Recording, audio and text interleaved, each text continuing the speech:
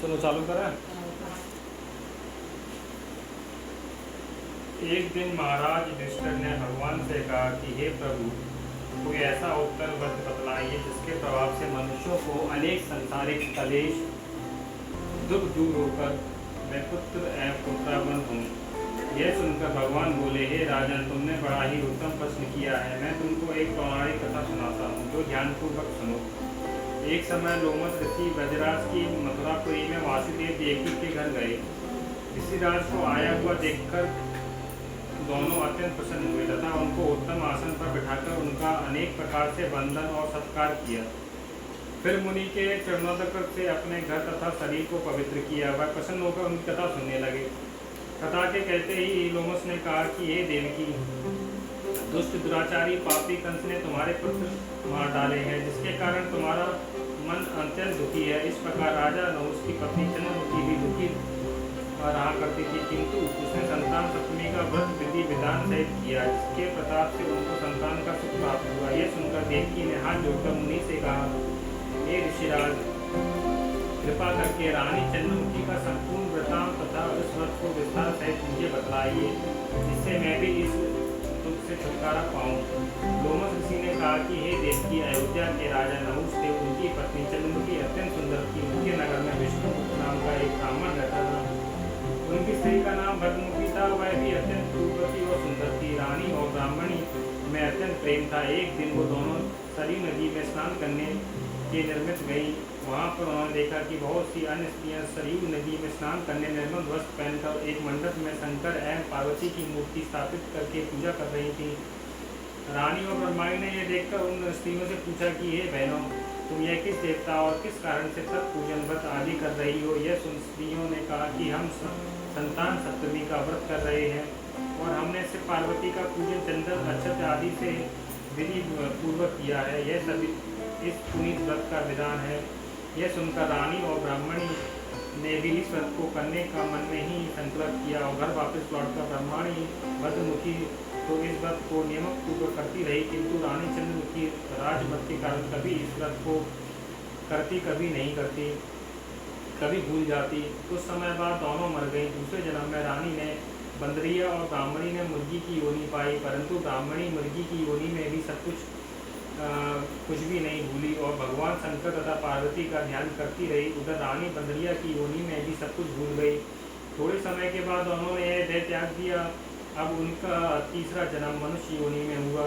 उस ब्राह्मणी ने एक ब्राह्मण के यहाँ कन्या के रूप में जन्म लिया तथा रानी ने एक राजा के यहाँ राजकन्या के रूप में जन्म लिया। उस ब्राह्मण कन्या का नाम भूषण देवी रखा गया तथा विवाह गोकुल निवासी अग्निशील ब्राह्मण से कर दिया गया।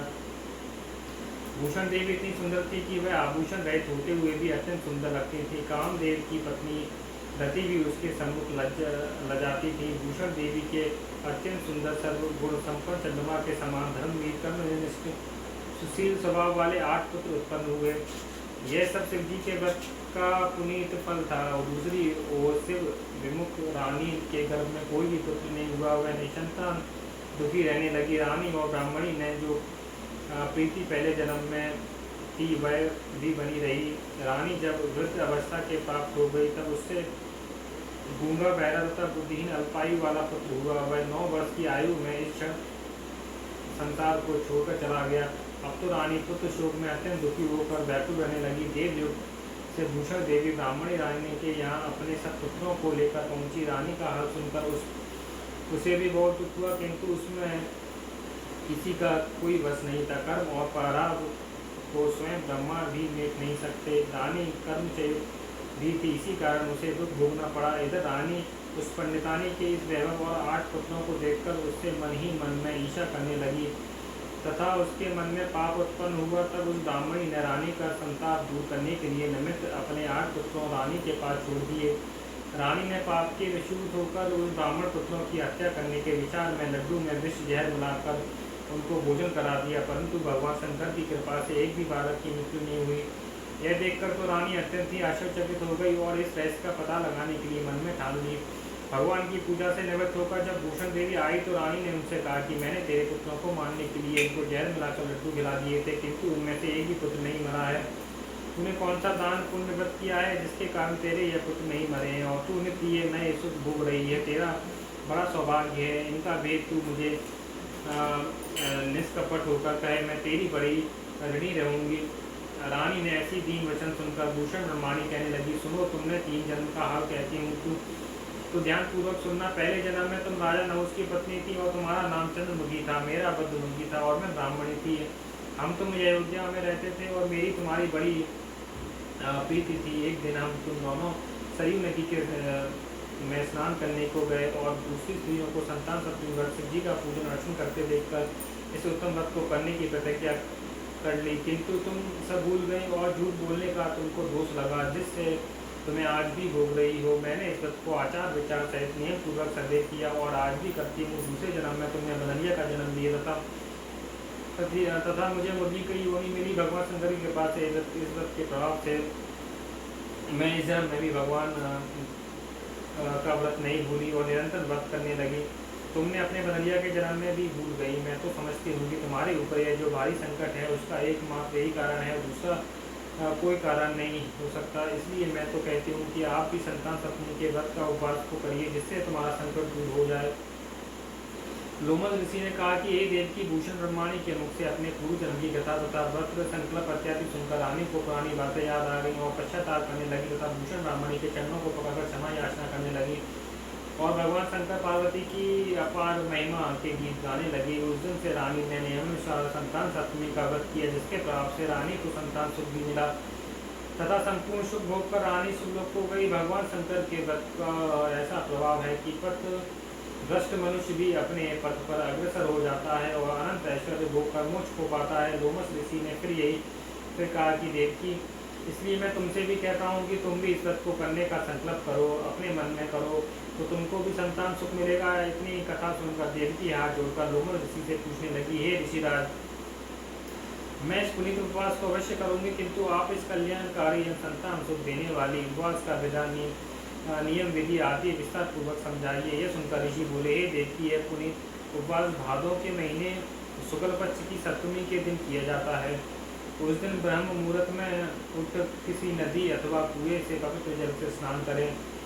इस प्रतिमाओं के सम्मुख सोने चांदी के तारों अथवा रेशम का एक गड्ढा बनावे। इस गड्ढे में 7 गांठें लगानी चाहिए। इस गड्ढे को धूप दीप अष्टगंध से पूजा करके अपने सीधे हाथ से बांधें और भगवान शंकर से अपनी कामना सफल होने की प्रार्थना करें।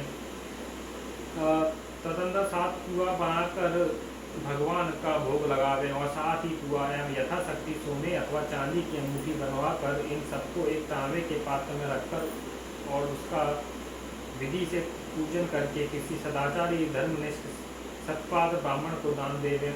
उसके पश्चात 7 पुआ स्वयं प्रसाद के रूप में ग्रहण करें। इस प्रकार इस व्रत का प्रायण करना चाहिए। प्रति मास की शुक्ल पक्ष की सप्तमी के दिन हे देवी की व्रत को इस प्रकार नियम पूर्वक करने से समस्त पाप नष्ट होते हैं और भाग्यशाली संतान उत्पन्न होती है तथा अंत में शिवलोक की प्राप्ति होती है। हे देवकी, मैंने तुमको संतान सप्तमी का व्रत संपूर्ण विधान विस्तार से वर्णन कर दिया है, उसको अब तुम नियम पूर्वक करो, जिससे तुमको उत्तम संतान पैदा होगी। इतनी कथा कहकर भगवान आनंद कंद श्री कृष्ण ने वशिष्ठ से कहा कि लोमस ऋषि इस प्रकार हमारी माता को शिक्षा देकर चले गए। ऋषि के कथनानुसार माता देवकी ने इस व्रत को नियमानुसार किया, जिसके प्रभाव से हम उत्पन्न हुए।